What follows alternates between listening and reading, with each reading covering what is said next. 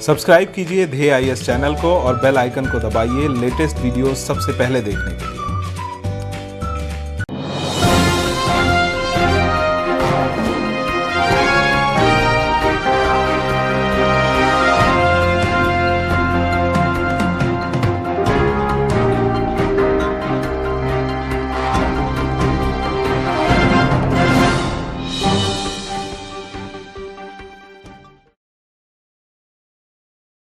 नमस्कार, ध्येय टीवी में आपका स्वागत है। मैं हूं कुर्बान अली और आप देख रहे हैं हमारा साप्ताहिक कार्यक्रम राष्ट्रीय मुद्दे, जिसमें आज हम बात करेंगे लोकपाल की नियुक्ति की। एक लंबे प्रयास और कई आंदोलनों के बाद पिछले माह 23 मार्च को भारत को पहला लोकपाल मिल गया। राष्ट्रपति द्वारा सुप्रीम कोर्ट के रिटायर्ड जज जस्टिस PC घोष को देश का पहला लोकपाल नियुक्त किया गया है। इसके अलावा लोकपाल के पद पर 8 अन्य सदस्यों की भी नियुक्ति की गई है। उम्मीद की जा रही है कि लोकपाल कानून बन जाने और उसके लागू हो जाने के बाद शीर्ष पदों पर बैठे लोगों के खिलाफ भ्रष्टाचार के मामलों की बेहतर ढंग से जांच हो सकेगी। राष्ट्रीय मुद्दे में आज बात इसी विषय पर। इस चर्चा में मेरे साथ हैं वरिष्ठ पुलिस अधिकारी और वर्धा के महात्मा गांधी अंतर्राष्ट्रीय हिंदी विश्वविद्यालय के उपकुलपति रह चुके विभूति नारायण राय और वरिष्ठ पत्रकार मधुकर उपाध्याय। स्वागत है आप दोनों का। इससे पहले कि हम इस विषय पर बातचीत शुरू करें, आइए देख लेते हैं एक रिपोर्ट।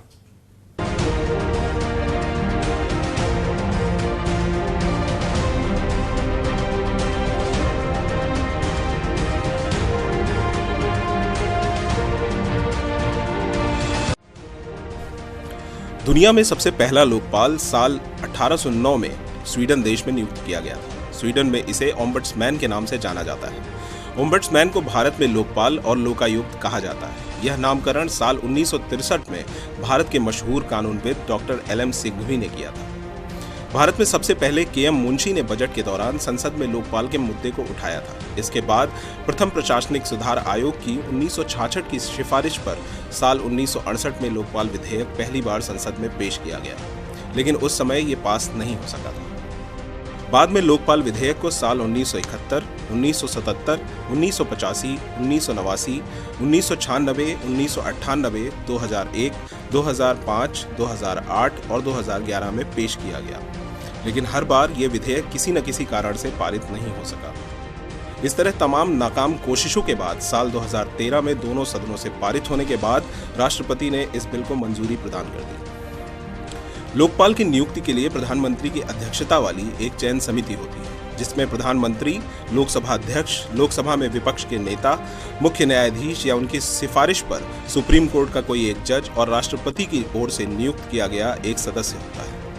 नेता विपक्ष न होने के कारण लोकपाल की नियुक्ति का मामला 2013 से अभी तक अटका हुआ था। बाद में एक मामले में सुप्रीम कोर्ट ने यह स्पष्ट कर दिया कि अध्यक्ष या किसी सदस्य की नियुक्ति इसलिए अवैध नहीं होगी क्योंकि चयन समिति में कोई पद रिक्त है। लोकपाल कानून 2013 के मुताबिक केंद्र में लोकपाल और राज्य स्तर पर लोकायुक्त होंगे। लोकपाल एक बहुसदस्यीय निकाय होगा जिसमें एक अध्यक्ष और अधिकतम 8 सदस्य होंगे। इसमें आधे यानी 50% न्यायिक सदस्य शामिल होंगे और 50% सदस्य अनुसूचित जाति, अनुसूचित जनजाति और अन्य पिछड़ा वर्ग, अल्पसंख्यकों और महिलाओं में से होंगे। कोई भी व्यक्ति लोक सेवकों के भ्रष्टाचार को लेकर लोकपाल से शिकायत कर सकता है। शिकायत किस प्रकार से की जाएगी यह लोकपाल तय करेगा और इसकी जानकारी दी जाएगी। लोकपाल के अधिकार क्षेत्र में लगभग पूरा देश आएगा। लोकपाल को कुछ मामलों में प्रधानमंत्री और पूर्व प्रधानमंत्री की भी जांच का अधिकार है। इसके अलावा लोकपाल को सभी केंद्रीय मंत्रियों, दोनों सदनों के सदस्यों, group A, B, C, D के अधिकारियों की भी जांच का अधिकार है। साथ ही सरकार से आर्थिक मदद लेने वाले ट्रस्टों के निदेशक हुए सचिव को भी लोकपाल के दायरे में रखा गया है। हालांकि न्यायपालिका और सेना लोकपाल के दायरे में नहीं है। लोकपाल कानून की धारा 63 के मुताबिक प्रत्येक राज्य में कानून के लागू होने के 1 साल के भीतर ही लोकायुक्त की स्थापना की जानी है, लेकिन अभी तक कई ऐसे राज्य हैं जहां लोकायुक्त की नियुक्ति नहीं की गई।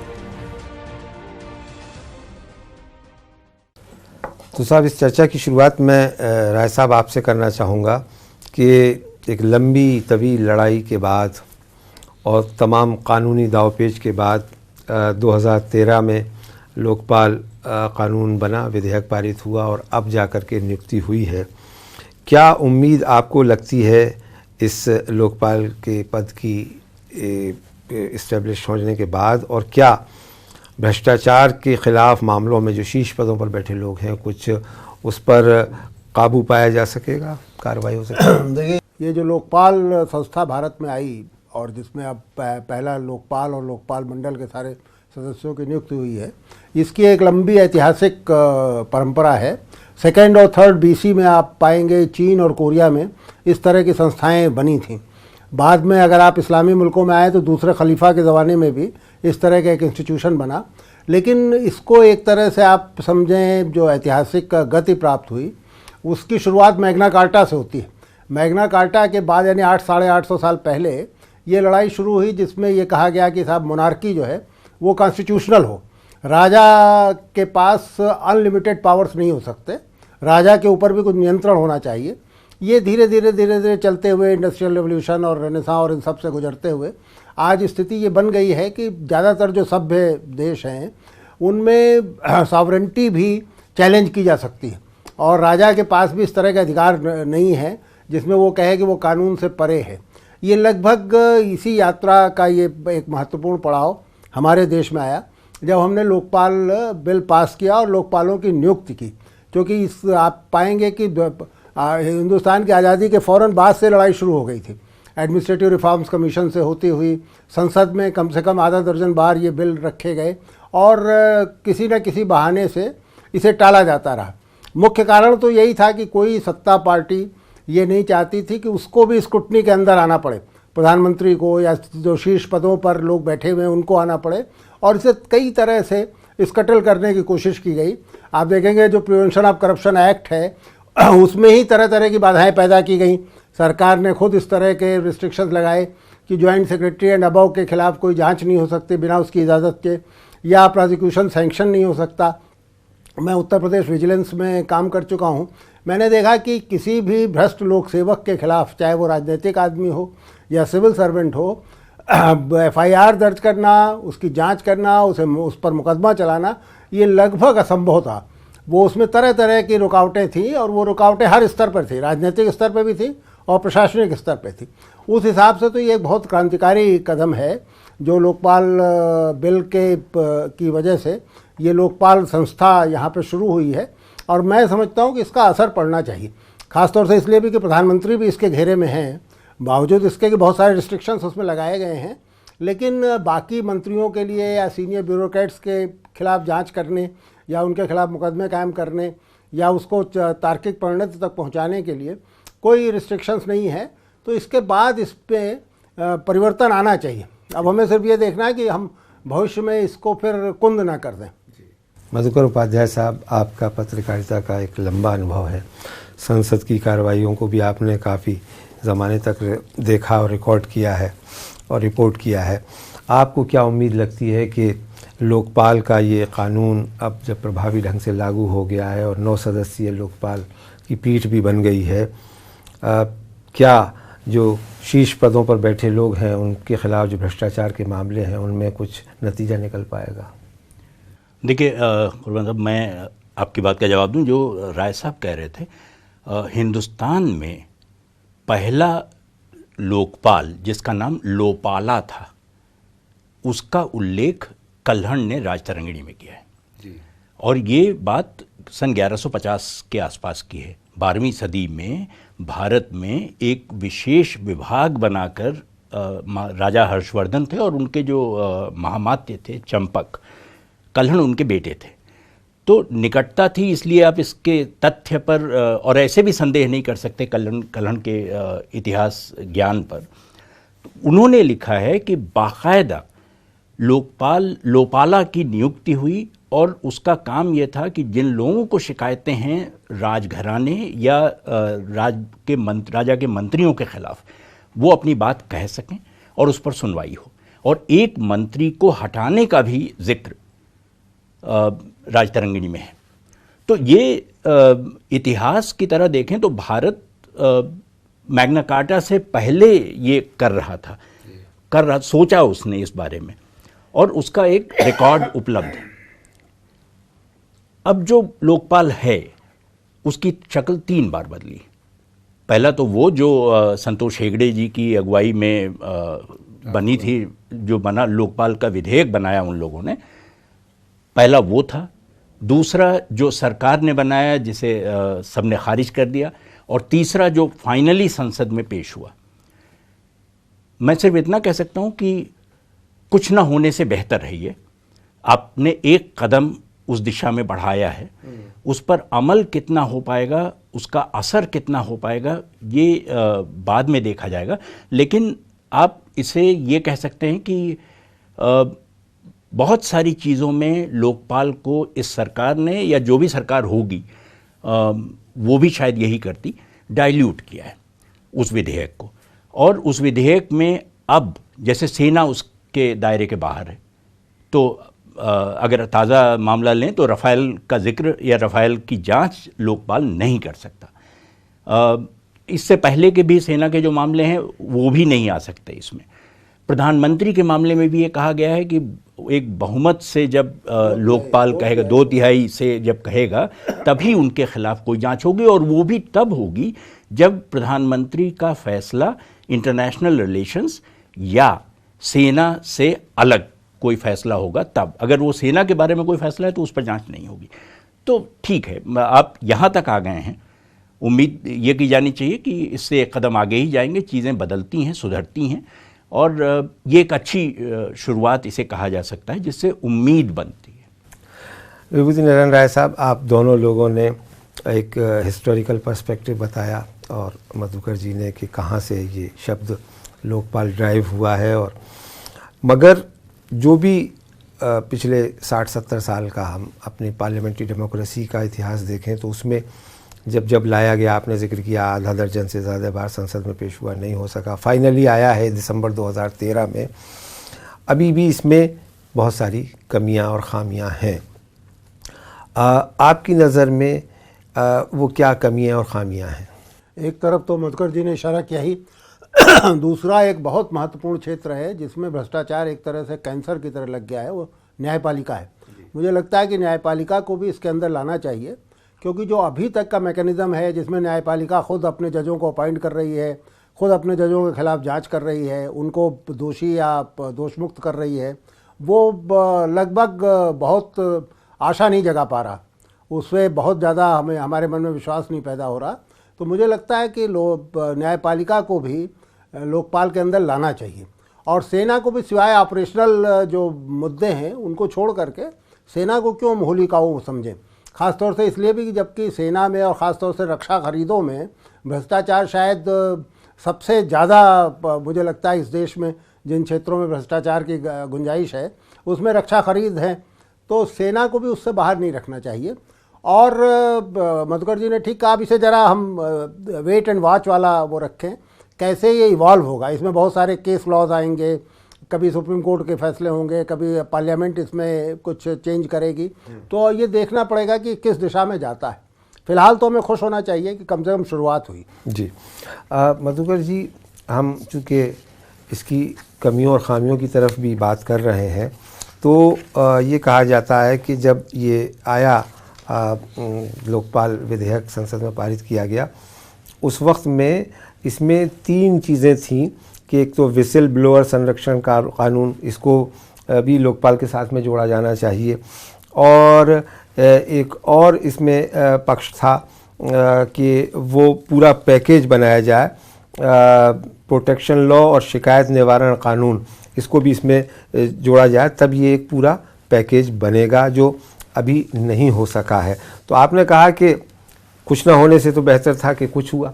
अब जाहिर है कि इसको अगर इफ़ेक्टिव और इम्प्लीमेंट करना है ठीक ढंग से, तो क्या और होना चाहिए? देखिए, जो इस विधेयक के पारित होने के बाद 2013 से ही जो हाय तौबा मची, वो 2 मुद्दों पर ख़ास तौर पर थी, और आप उसकी वजह समझ सकते हैं। एक तो विसिल ब्लोअर प्रोटेक्शन का एक्ट अलग से सरकार लाना चाहती थी, इसका हिस्सा नहीं बनाना चाहती थी। इससे क्या हासिल होता है, राय साहब बेहतर बता सकेंगे कि आप 2 कानूनों को अलग अलग रखें या एक कानून का हिस्सा बना के रखें।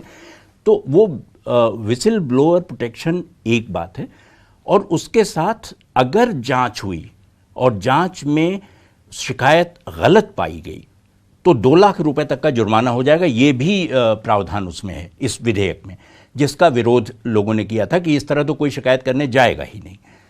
तो अगर आपको बहुत, क्योंकि आप सोर्सेस के हवाले से, कुछ लोगों के हवाले से कुछ चीज़ें पर्सनल व्यक्तिगत जानकारी के आधार पर आप शिकायत करते हैं कि ऐसा हुआ है, वो गलत पाई गई और उसको गलत साबित कर देने के 1000 तरीके हो सकते हैं।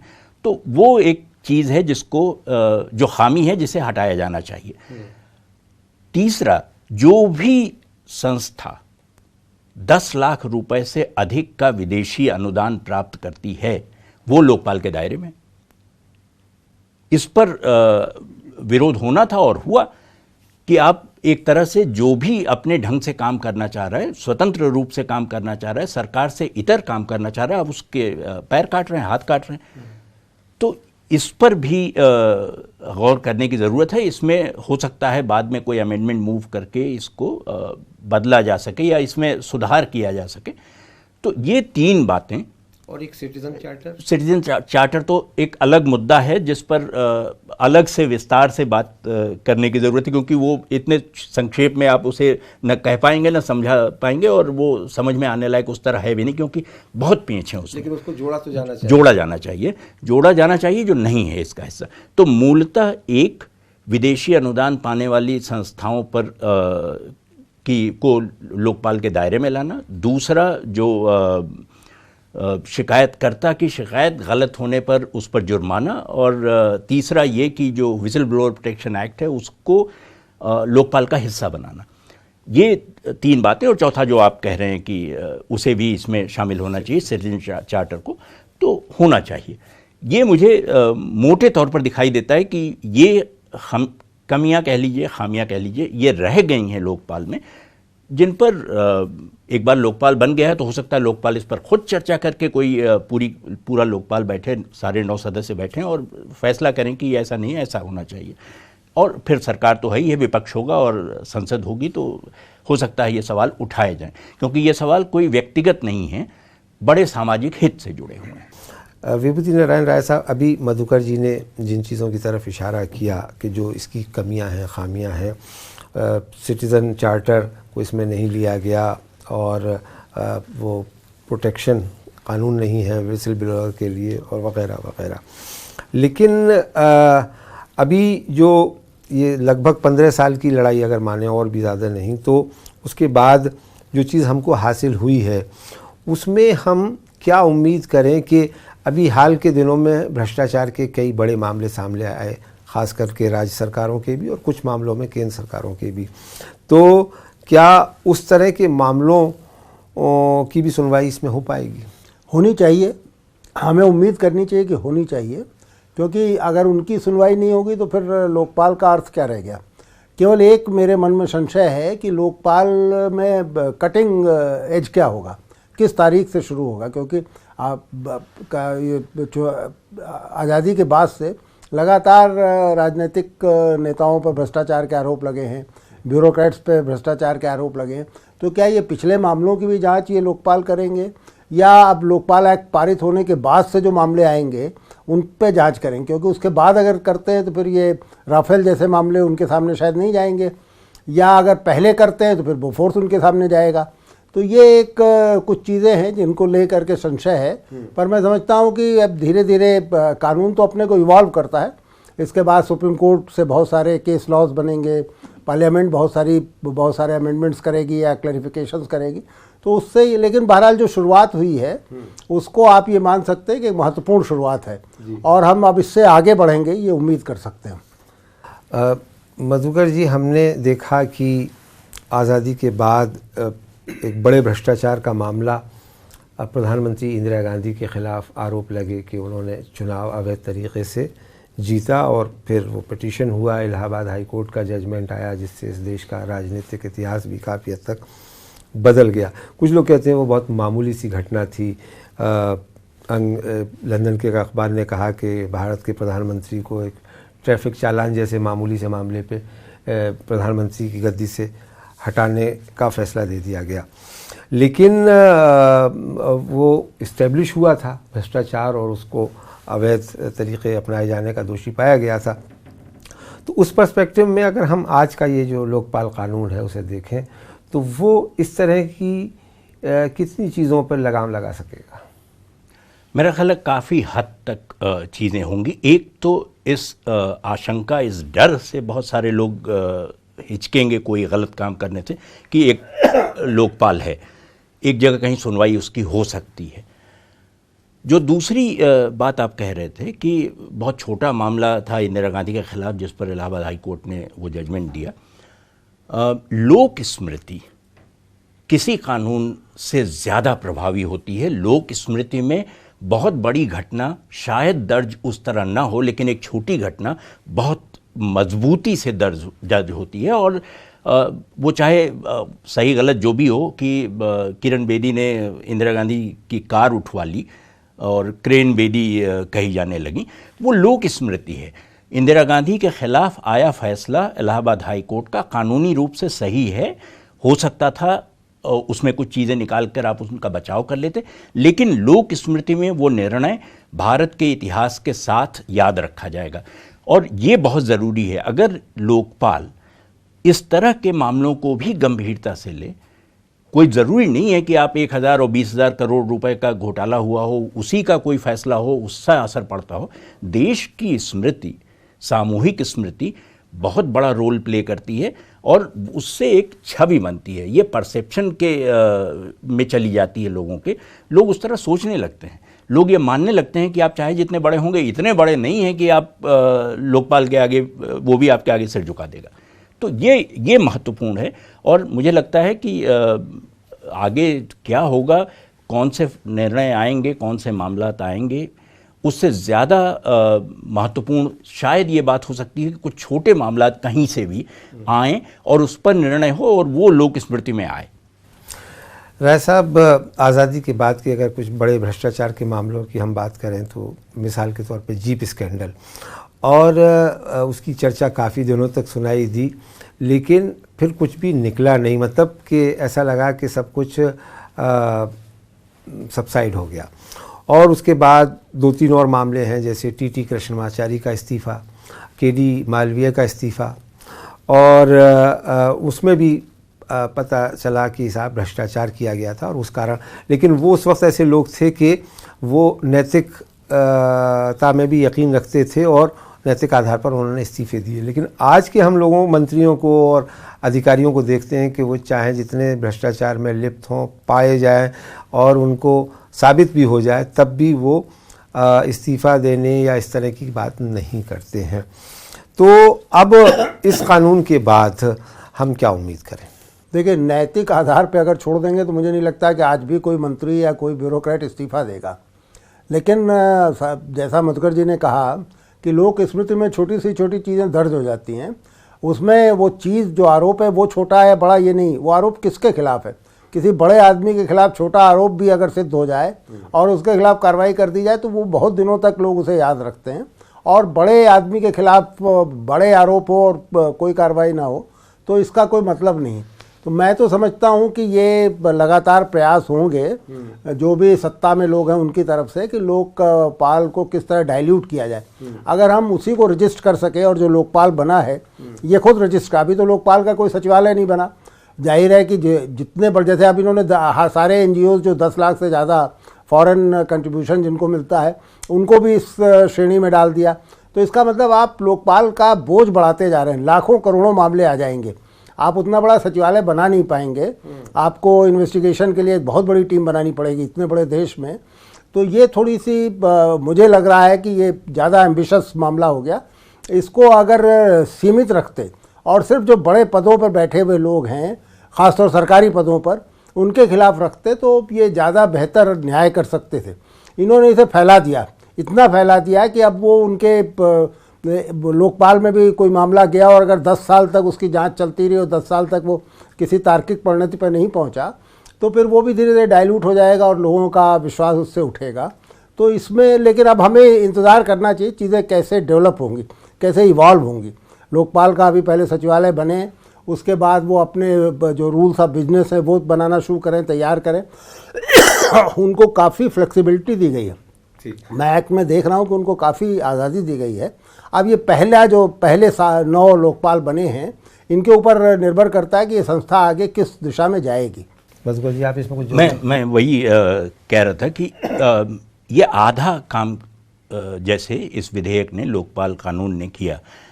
मसलन ये 10 लाख रुपए वाला एनजीओ के को काम करने पर उसकी जांच हो सकती है, लेकिन उसी में अगर पॉलिटिकल पार्टीज अपने आप को डिफेंड करती हैं ये कह के कि हम एनजीओ हैं, सरकार से हमारा कोई ताल्लुक नहीं है, तो वो क्यों नहीं है इसमें?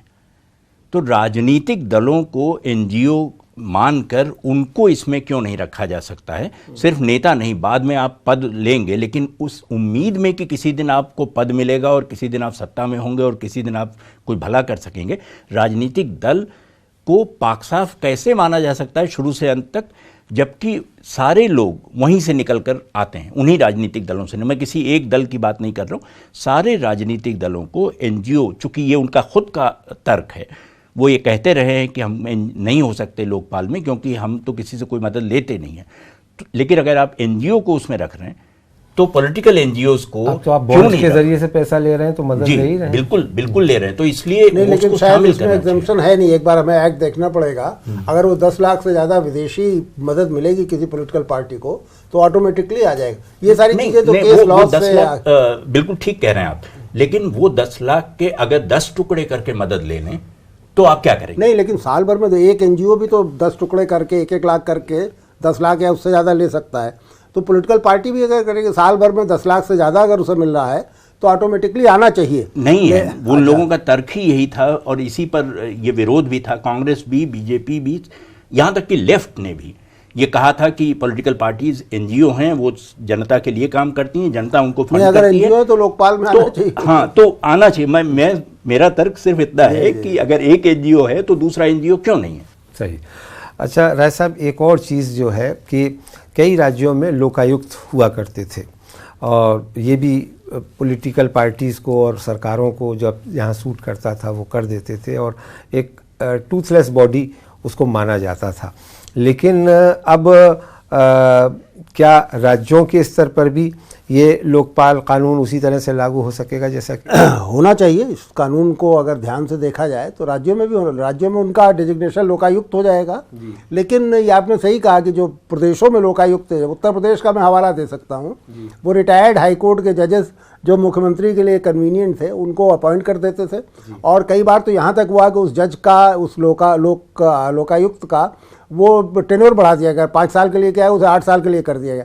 दूसरा मुख्यमंत्री आया तो उसने टेन्योर कम करके उसे वापस 5 साल पे कर दिया। एक तरह से रिहेबिलिटेशन सेंटर था, उनसे आप ज़्यादा उम्मीद नहीं कर सकते थे। जी, आप क्या कहेंगे? वो बुजुर्गों का आश्रम जैसा हो गया था कि खाने पीने का, रहने का सब बंदोबस्त है और अब एक सुविधा है आपके पास। अभी हाल में देखिए जो इंफॉर्मेशन कमिश्नर्स हैं उत्तर प्रदेश में, 10 इंफॉर्मेशन कमिश्नर रिटायर होकर चले गए। कोई जगह ही नहीं थी, कोई इंफॉर्मेशन कमिश्नर ही नहीं था। लोग इलाहाबाद हाई कोर्ट गए, कोर्ट ने कहा कि आप 1 महीने के अंदर इंफॉर्मेशन कमिश्नर अपॉइंट करिए और करके हमको फला तारीख को इन्फॉर्म करिए। आनन फानन 10 लोग ढूंढ के अपॉइंट कर दिए गए और उनको कोर्ट में ये बता दिया गया कि सब ये अपॉइंटमेंट्स हो गए। अब सवाल ये है कि वो 10 लोग कौन हैं? ये सुविधा सरकार के पास फिर भी बची रह गई कि वो उनमें किसको रखता है, क्योंकि ये नियुक्तियां किसी कमेटी कोई गठित हुई हो और उस कमेटी ने जांच की हो और एक एक आदमी को परखा हो। मैं नाम नहीं लेना चाहता, लेकिन उसमें 3 लोग एक ही संस्था से हैं जो इंफॉर्मेशन कमिश्नर्स बने। वही कहीं लोकपाल का हश्र ना हो। हालांकि इसके साथ ये है कि नियुक्तियां होने से पहले एक कमेटी है, उसमें ये लोग हैं, उसमें लोकसभा अध्यक्ष और विपक्ष के नेता, राज्यसभा के सभापति और विपक्ष के नेता। और लेकिन यहाँ भी इसमें ये मामला आया कि लोकसभा में विपक्ष का नेता नहीं है तो इसलिए वो नहीं हो सकी नियुक्ति। फिर जब सुप्रीम कोर्ट ने कहा तो जो लोकसभा में विपक्ष के नेता के तौर पे माने गए मल्लिकार्जुन खड़गे साहब, उन्होंने जाने से इनकार कर दिया। तो ये स्थिति तो बाद में भी बनी रहेगी। ये बनी रहेगी और इसीलिए मैं कह रहा हूँ कि राय साहब बिल्कुल ठीक कह रहे थे कि वो भविष्य में कैसा शेप लेगा, पूरा लोकपाल कैसा बनेगा, ये पहला लोकपाल तय कर देगा काफ़ी हद तक। विभूति नारायण राय साहब, हम अकाउंटेबिलिटी की बात करते हैं और लोकपाल का जो ये ऑफिस है ये भी उस कड़ी में माना जाता है। उससे पहले हमारे पास CAG की संस्था है, इलेक्शन कमीशन है, CVC है, लेकिन इन संस्थाओं से भी जो उम्मीद की जा रही थी वो वैसा निकला नहीं और इनके ऊपर भी उंगलियां उठीं और दाग लगे। तो फिर सवाल वही उठता है कि आप संस्थाएं चाहे जितनी बेहतर बना लीजिए, कानून चाहे जितने बेहतर बना लीजिए, लेकिन अगर उस तरह की पॉलिटिकल विल नहीं है कि ये संस्थाएं जिस मकसद से बनाई गई हैं काम करें, तो वैसा हम फिर लोकपाल के बारे में क्या माने? देखिए, बहुत दुर्भाग्य की बात है कि CAG, CVC इस तरह की सारी संस्थाएं कंप्रोमाइज़ हुई। ऐसे ब्यूरोक्रेट्स को जो सरकार के लिए कन्वीनियंट थे उनको अपॉइंट किया गया। CAG भी ऐसे ही लोग अपॉइंट होते रहे, CVC भी ज़्यादातर, इलेक्शन कमीशन में भी किस तरह के लोग आए हम सब जानते हैं। लेकिन उनके पीछे कारण जो मुझे लगता है सबसे बड़ा कारण ये था कि प्रधानमंत्री उसमें फाइनल अथॉरिटी होता था और नाम के लिए वो एक दो और, जैसे ACC नाम की एक संस्था है, उसमें जाहिर है कि वो ACC प्रधानमंत्री की इच्छा के खिलाफ नहीं जा सकती। यहाँ पर थोड़ी सी सुविधा ये हुई है कि इसमें चीफ जस्टिस भी हैं, इसमें लोकसभा अध्यक्ष तो चलिए जो प्रधानमंत्री होगा जिस पार्टी का उसी का लोकसभा अध्यक्ष भी होगा, लेकिन इसमें राज्यसभा अध्यक्ष भी हैं, राज्यसभा में हो सकता है किसी दूसरी पार्टी का अध्यक्ष हो, इसमें विरोधी दल का नेता भी है। हालांकि हमने देखा ही कि किस तरह से 5 साल तक सरकार ने इसको टाला, सिर्फ इस टसल में कि साहब कोई विरोधी दल का कोई नेता विरोधी दल नहीं है तो लिहाजा हम इसे बुला नहीं पा रहे हैं।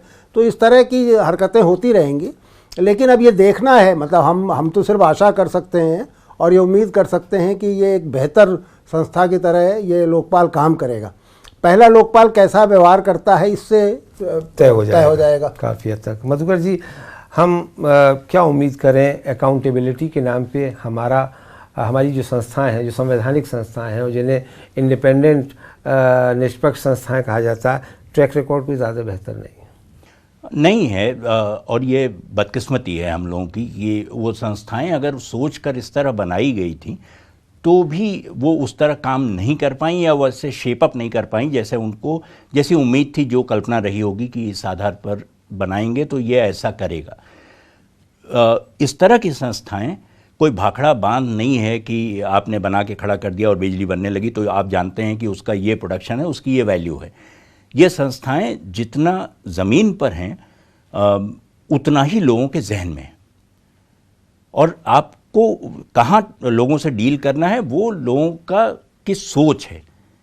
तो जब तक सारी सोच, लोगों की सोच उस दिशा में नहीं बदलती, और इसलिए मैं कहता हूं कि बड़े फैसले छोड़ दीजिए, छोटे फैसलों से अगर लोगों की राय ये कायम होनी शुरू हो जाए।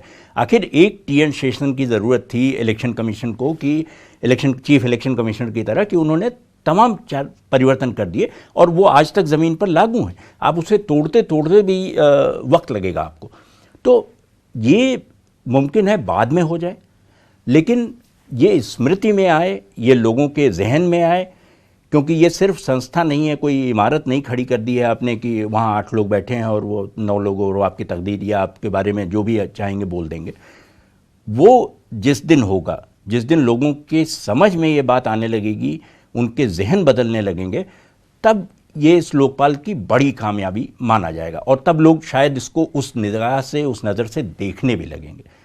तो अकाउंटेबिलिटी उसी समय तय होगी, उसी आधार पर तय होगी, क्योंकि करप्ट करने की कोशिश तो मेरा ख्याल है कौन होगा जो बहुत ऊंचे पद पर हो और वो करप्टेबल ना हो या करप्ट करने की कोशिश ना करे। तो ये उम्मीद तो छोड़ ही देनी चाहिए कि भ्रष्टाचार मुक्त भारत एक दिन बन जाएगा, क्योंकि चाणक्य कहते थे कि राजमहल के तालाब में जो मछली है उसने तो परमिशन नहीं ली राजा का पानी पीने की, वो पी रही है, तो भ्रष्टाचार है। तो अब क्या करेंगे, सारी मछलियां मार देंगे। तो ये जो तर्क है, उस तर्क से हिंदुस्तान दूसरी तरह सोचता है। हिंदुस्तान किसी पश्चिमी देशों की तरह नहीं है कि आपने एक ओम्बुड्समैन बना दिया और लोग उसके कदर कर लें।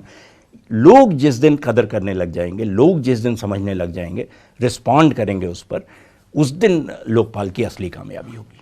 बहुत बहुत शुक्रिया विभूति नारायण राय साहब और मधुकर उपाध्याय जी इस चर्चा में भाग लेने के लिए। तो उम्मीद की जानी चाहिए कि नया लोकपाल कानून अब जबकि प्रभावी हो गया है और लोकपाल ने अपने पद की शपथ भी ले ली है, उम्मीद की जानी चाहिए कि शीर्ष स्तर पर भ्रष्टाचार के मामलों पर नकेल लग सकेगी। मेरे साथ इस चर्चा में इतना ही, इजाज़त दीजिए, नमस्कार।